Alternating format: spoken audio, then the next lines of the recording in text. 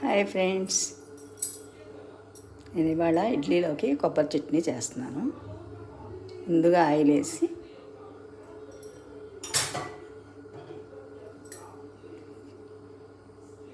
కొంచెం ఆయిల్ వేసి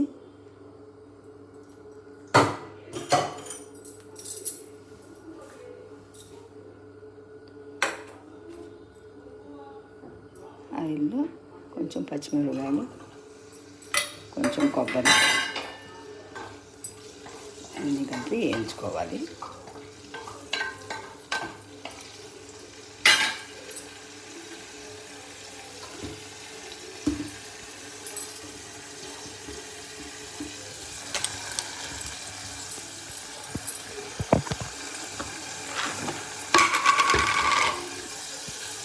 వీటిలోకి కొంచెం వేరుశనగ గుళ్ళు వేస్తున్నాను.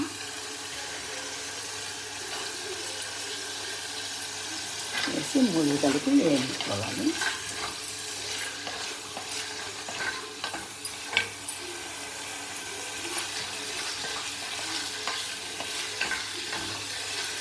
దీంట్లోనే కొంచెం నేను కరివేపాకు వేస్తాను. కరివేపాకు మనం డైరెక్ట్గా తినం కాబట్టి నేను కూరల్లో పచ్చళ్ళలో కూడా వేస్తూ ఉంటాను. కూరల్లో, రోటి పచ్చళ్ళు అన్నిట్లో కరివేపాకు వేస్తాను. మూత పెట్టి కొంచెం వేయించుకోవాలి. కొంచెం మూత తీసి చూద్దాము. చక్కగా వేగిపోయింది.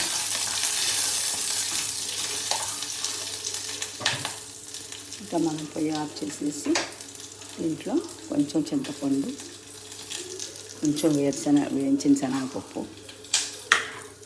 కొంచెం ఉప్పు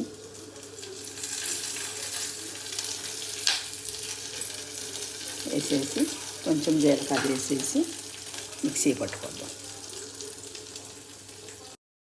కొబ్బరి చట్నీకి తాలింపు వేసాను. ఆవాలు, జీలకర్ర, మినప్పప్పు, శనగపప్పు, కరివేపాకు తాలింపు పెట్టాను.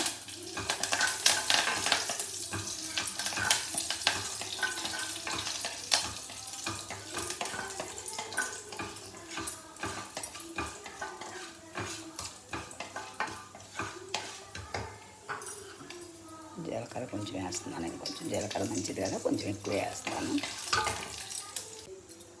తాలింపు అయిపోయింది.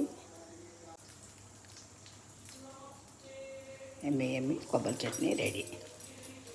చూసారా ఫ్రెండ్స్? ఇదిగో ఇడ్లీ వేసాను. ఇడ్లీ ఉడుకుతున్నాయి. Thank you.